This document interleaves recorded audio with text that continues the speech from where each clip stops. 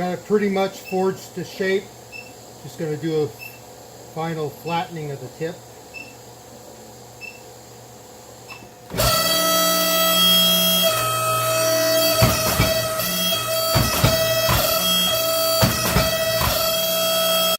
Finished up version 2 of the tool today. It's a heavy duty hand scraper, can also use as a chisel, maybe mild pry bar.